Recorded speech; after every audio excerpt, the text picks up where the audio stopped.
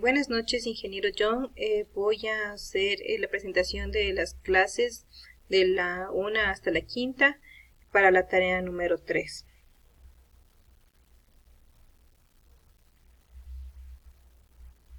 En la clase número 1 hablamos sobre el administrador financiero, la función financiera, el objetivo financiero de la empresa, la estructura de la función financiera, las finanzas y la salud económica de la empresa, las finanzas y la fortaleza financiera de la empresa. ¿Qué es el administrador financiero? El administrador financiero es la persona que tiene la responsabilidad de tomar decisiones importantes de inversión o financiamiento.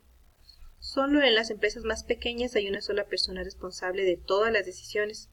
En la mayoría de casos, la responsabilidad es compartida. La alta dirección toma continuamente decisiones financieras.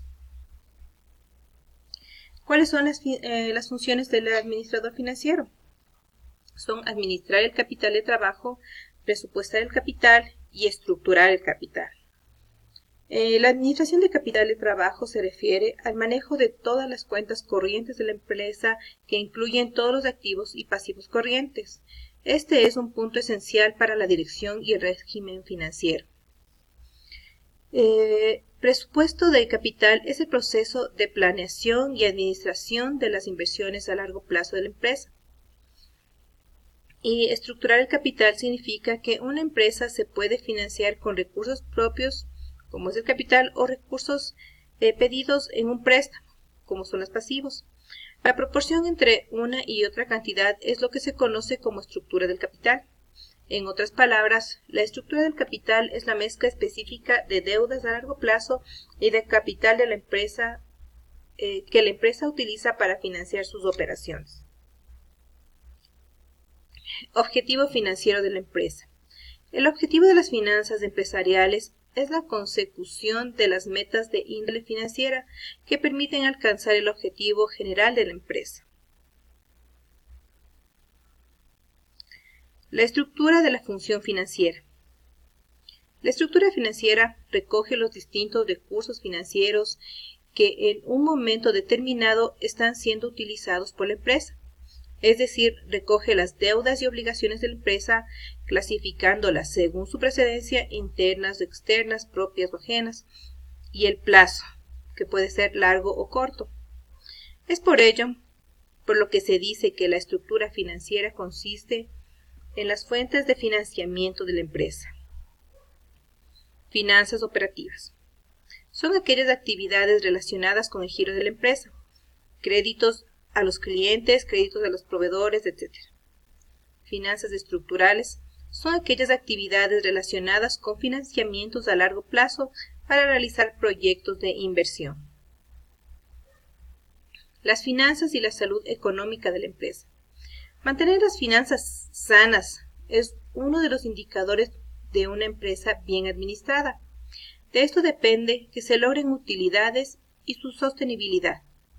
Una empresa sana financieramente es motivo suficiente para que su entorno de clientes, proveedores, bancos y accionistas sea percibido como exitoso. Es la capacidad de ser autosostenible en el largo plazo y lograr crear EVA, que es valor económico, para sus dueños y accionistas. Posición económica. La posición económica está relacionada con los beneficios obtenidos por la venta. Por las ventas se refiere a los beneficios que se refieren a la operación del negocio. Y la posición financiera está relacionada con la liquidez de la empresa. Las finanzas y la fortaleza financiera de la empresa.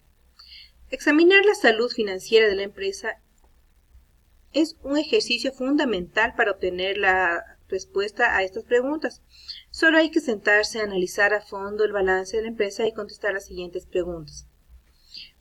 Posición de capacidad de ingresos y capacidad positiva para pagos. Esto significa que es una trayectoria objetiva. Generar ingresos y tener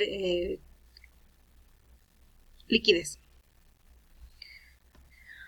Posición de capacidad de ingresos y con problemas de pago. Eso es un más sobre un menos. es una trayectoria de apalancamiento. Significa que tenemos ingresos, pero posiblemente estamos no negociando correctamente nuestras cuentas por cobrar, o tenemos mucho inventario, y por estas razones debemos pedir un préstamo para poder continuar con la empresa en marcha. Posición desfavorable, sin capacidad de ingresos, pero con liquidez en la empresa. Esa es una trayectoria de colapso. Significa que a largo plazo posiblemente nos vamos a quedar ya sin dinero. Y la posición desfavorable, que es la posición sin capacidad de ingresos, pero con problemas de pagos, es una trayectoria de quiebra.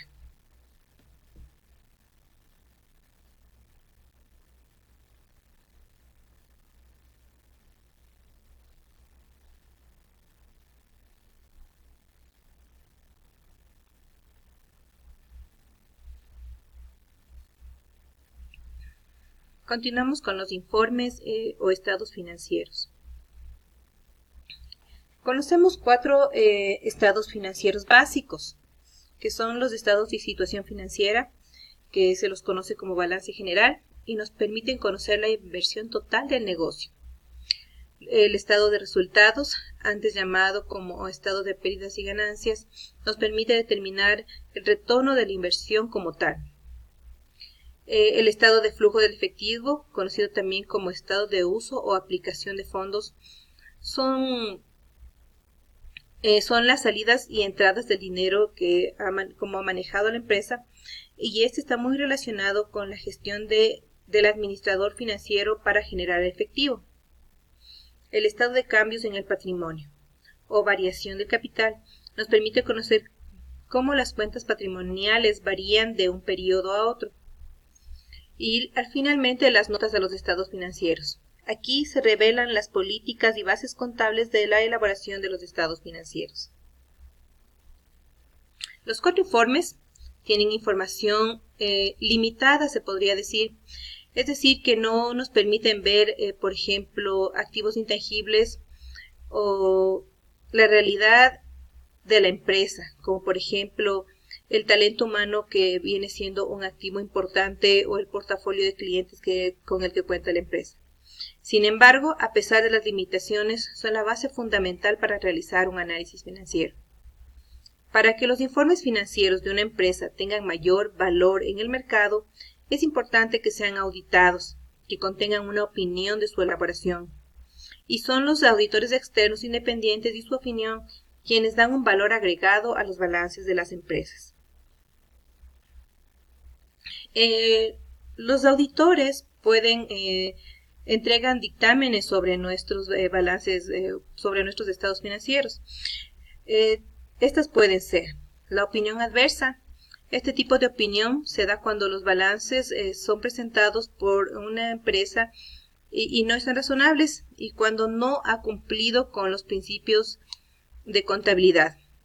En este tipo de dictamen, el auditor externo está en capacidad de explicar las razones en un cuarto párrafo, con salvedades. Este tipo de opinión se da cuando los balances presentados están razonables, pero existe alguna novedad que no afecta directamente a los resultados del periodo. Se refiere a la utilidad o pérdida económica del periodo. Abstención. Se da cuando los estados financieros no están razonables y no cumplen con los principios de contabilidad, y además cuando existen restricciones por parte de la empresa en el trabajo de campo de la auditoría. No calificada.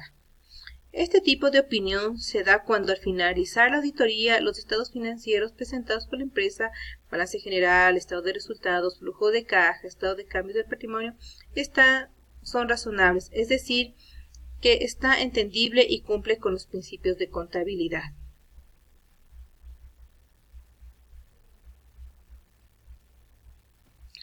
Análisis de los estados financieros.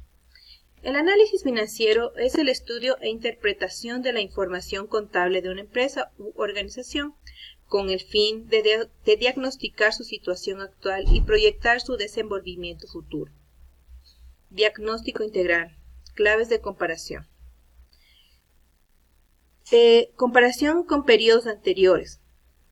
Análisis de tendencias favorables o no favorables e inclinaciones para no repetir errores anteriores.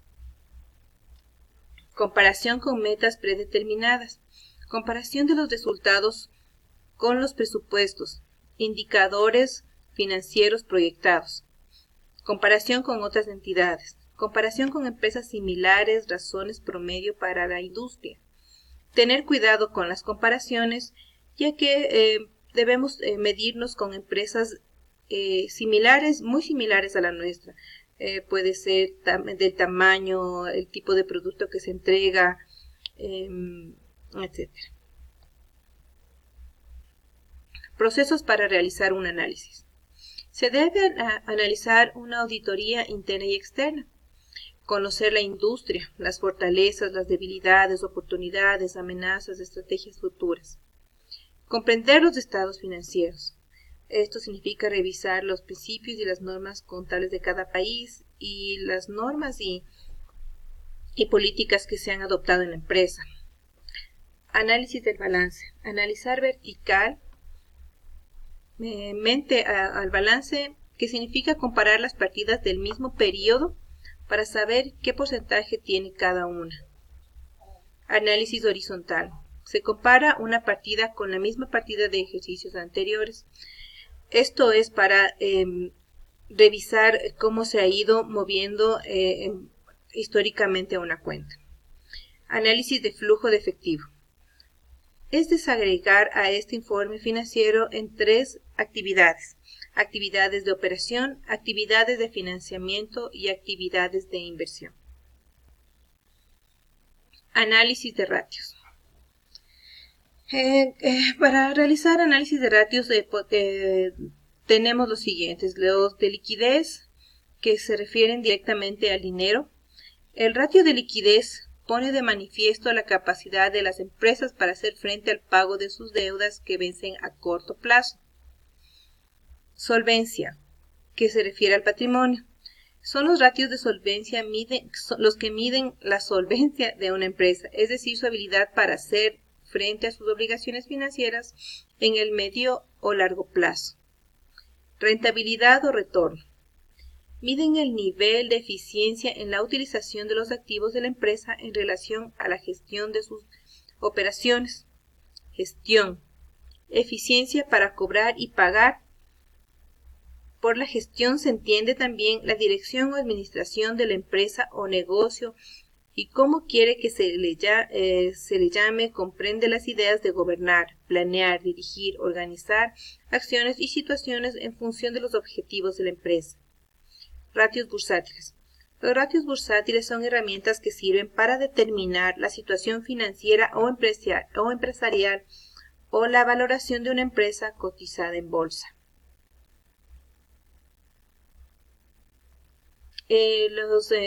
Las fórmulas de los ratios que hemos nombrado se los calcula con las fórmulas que estamos observando en pantalla.